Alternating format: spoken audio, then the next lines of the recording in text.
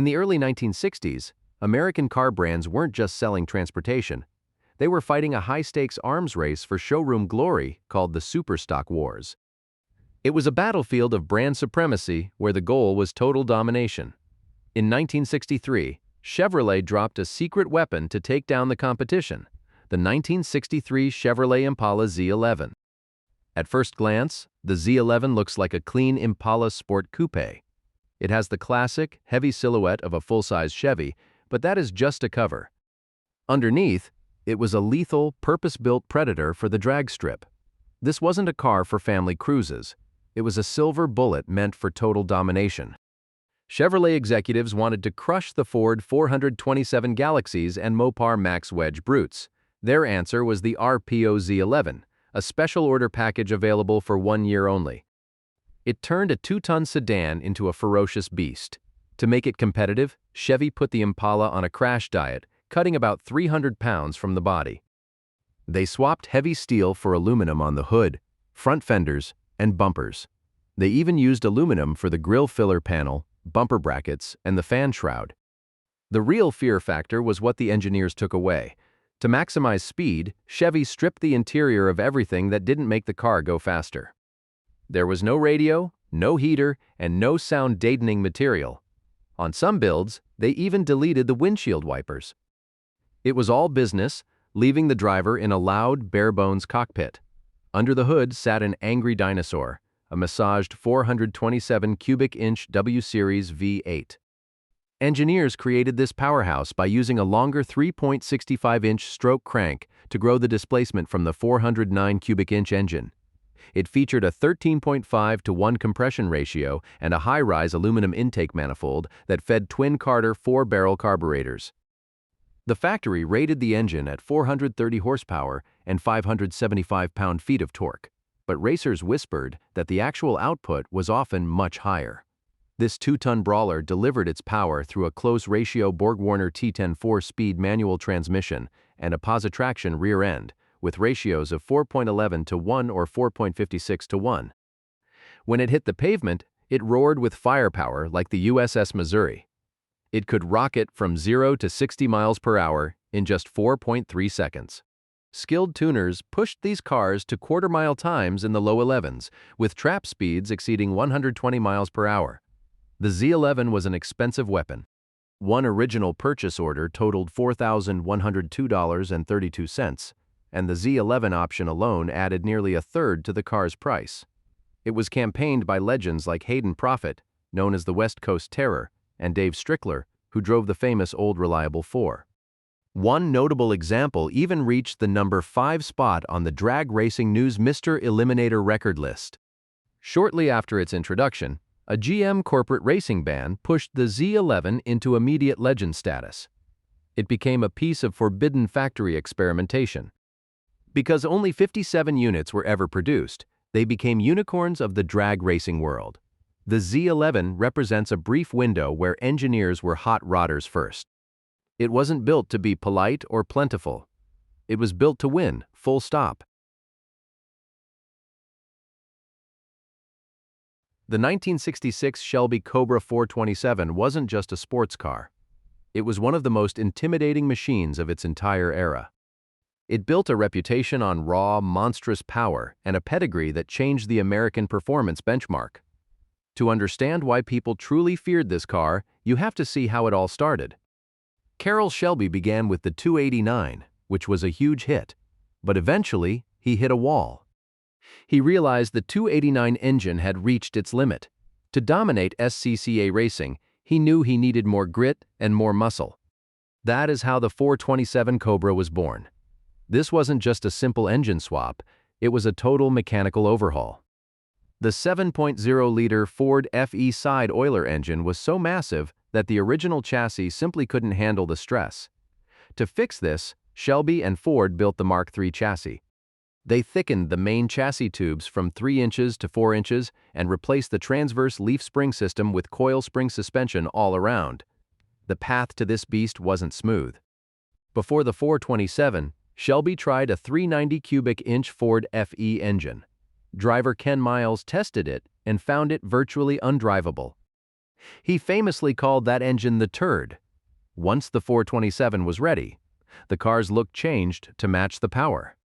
It got wide fenders and a larger radiator opening to keep the engine cool, but a few lucky buyers got the narrow hip version. Only 32 of these were made. This configuration is considered one of the most beautiful because it bridges the artistry of the 289 and the muscle of the 427.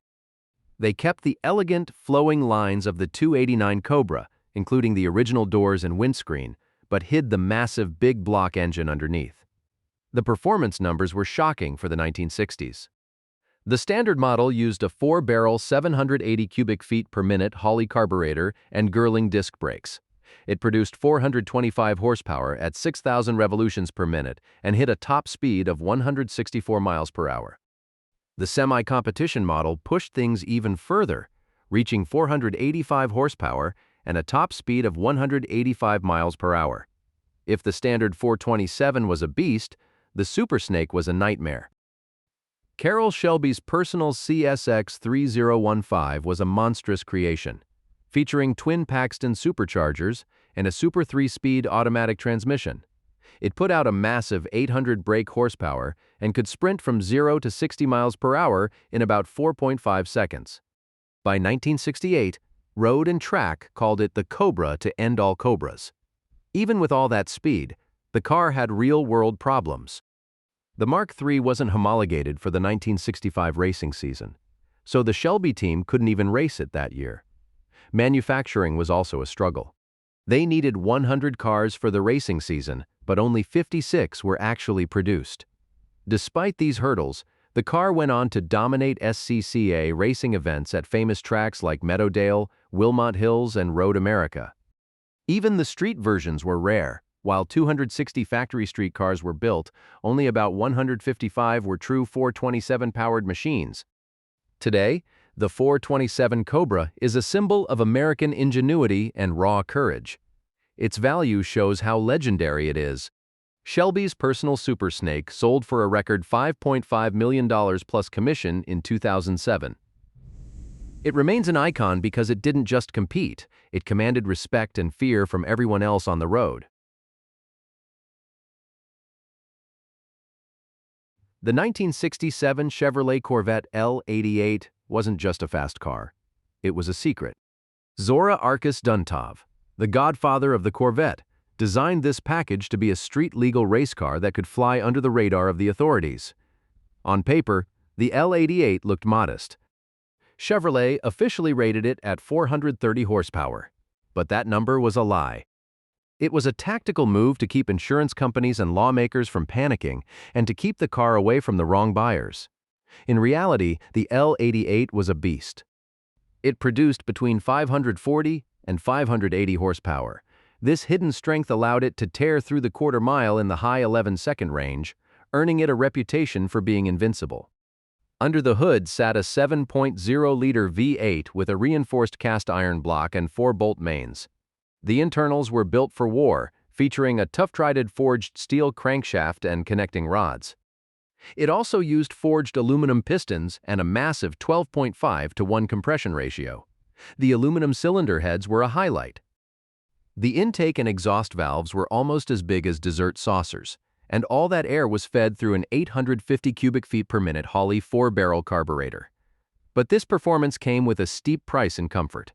To maximize speed, Chevrolet stripped the car down. There was no radio and no heater. It was a pure, uncompromising performance tool. Driving the L88 was an exercise in physical labor. It used a 4-speed Muncie M22 manual transmission, famously nicknamed the Rock Crusher. The name came from the sheer amount of physical effort required just to shift the gears. Even the fuel was a hurdle. The car came with mandatory warning labels stating that owners had to use 103-octane fuel. This wasn't a vehicle for a casual Sunday drive. It was a machine for the elite. For some, owning an L88 was a reward for surviving the hardest of times. One man, Robert E. Baker, purchased a Sunfire Yellow L88 after returning home from the Vietnam War. The braking system added another layer of fear.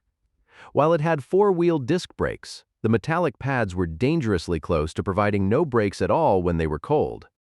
Because of this, power brakes were mandatory and served as a literal lifesaver. Owning one in 1967 was an expensive gamble.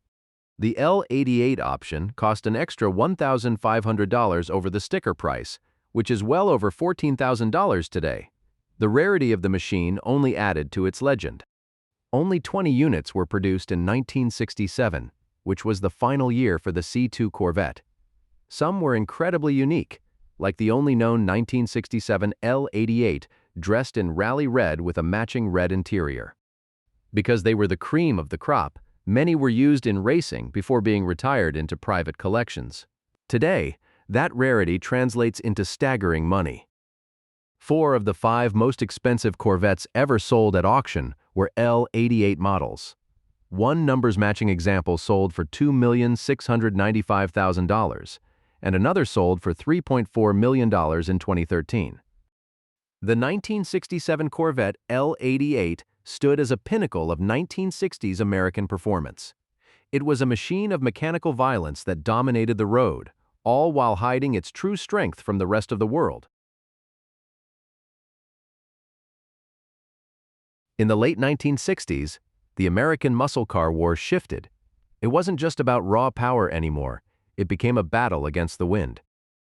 Ford was dominating the high-speed tracks because their cars sliced through the air more efficiently. Chrysler needed a weapon to fight back, so they launched a rush program to build a car that could intimidate the competition and take back the lead. The result was the 1969 Dodge Charger Daytona. This wasn't just a street car with a wing attached to the back. It was a purpose-built aerodynamic tool. To make it work, Chrysler gave the car a radical swoop nose and a massive, high-winged rear spoiler.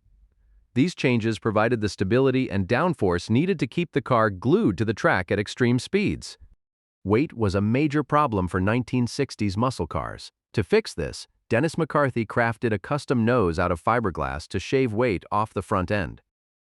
Under the hood, buyers had 2 choices. They could get a 440 cubic inch raised block engine producing 375 horsepower, or the legendary 426 cubic inch Hemi pushing 425 horsepower. NASCAR rules at the time required a manufacturer to sell at least 500 production cars to the public before they were allowed to race them. Dodge built over 500 Daytonas to meet this quota, but only 75 of those had the powerhouse Hemi engine. Most of those Hemi units were destined for the high banks of Daytona Beach and Talladega. The Daytona's true power became a legend on March 24, 1970. Buddy Baker took the wheel of a specific car, serial number DC93, at the Alabama International Motor Speedway. Back then, hitting 200 miles per hour on a closed course was considered unthinkable. Baker didn't just hit it. He smashed the barrier with a lap of 200.447 miles per hour. To understand how fast that was, the Daytona was moving 30 miles per hour faster than the pole speed for the 1970 Indianapolis 500. The speed was so intense that the 33-degree banking of the track felt almost flat to the driver. However, the Daytona had a messy side. The conversion from a standard Charger RT into a Daytona was handled by a company called Creative Industries. Their workmanship was described as overwhelmingly poor. This has left modern restorers with the difficult task of figuring out which parts were original factory assembly and which were just sloppy aftermarket modifications. The car that made history also had a gritty backstory. Serial number DC93 started as a magazine test car on the West Coast before it was stolen and stripped of its parts. It spent time abandoned on cement blocks in the Watts section of Los Angeles. Chrysler eventually reclaimed the Hulk and sent it to Nichols Engineering in Indiana to be rebuilt as a NASCAR stock car. People often confuse the Daytona with the Plymouth Superbird, but they were different machines. The Superbird was built in much higher numbers, over 3,000 units, because NASCAR changed the rules to require 2 cars per dealer. The 1969 Dodge Charger Daytona remains a symbol of 1960s engineering aggression. It turned the highway into a laboratory and the racetrack into a showcase of aerodynamic warfare. It wasn't just a car, it was a high-speed predator that proved the wind could be beaten